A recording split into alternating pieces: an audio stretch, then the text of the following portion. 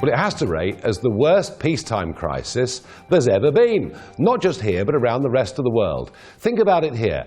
Over 50,000 people who've died of or with COVID-19. Millions unemployed, and that number rising rapidly. A national debt now of $2 trillion. Millions of people who run their own businesses really fearful that if we don't get a vaccine to the middle of next year, will they still even be surviving economically? Depression, mounting suicide. I mean, it's a pretty bad time for lots of people in our country. And it's at bad times, whether in peace or war, that we need leadership. Are we getting it? Well, let's have a little think about our Prime Minister, shall we? He's one of over 50 million people who had had a positive diagnosis for COVID-19. And, of course, he nearly died, but he's recovered. He says himself he's bursting with antibodies, and yet he's decided he's going to self-isolate because he briefly met an MP who later tested positive for COVID. Hey, he's immune. He's got at least 6 months T-cell immunity. Why is he not leading from the front? He also had a test last week. So we've got the Prime Minister, far from giving leadership at a vital time in terms of the well-being of our nation. Oh, I nearly forgot. Brexit talks also coming to a conclusion. He's in hiding.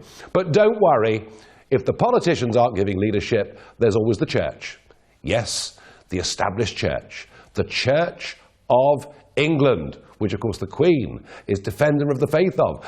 And it'll all be okay, because the Archbishop of Canterbury, he will give us the spiritual leadership we need at this time. Oh, there's one slight problem. He's called Justin Welby. He's a lefty.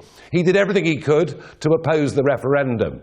Said some dreadful things about me and how I enjoyed one morning going over Lambeth Bridge on an open-top double-decker, and there walking over the bridge was the Archbishop, and I gave him both barrels on the microphone, I'm pleased to say.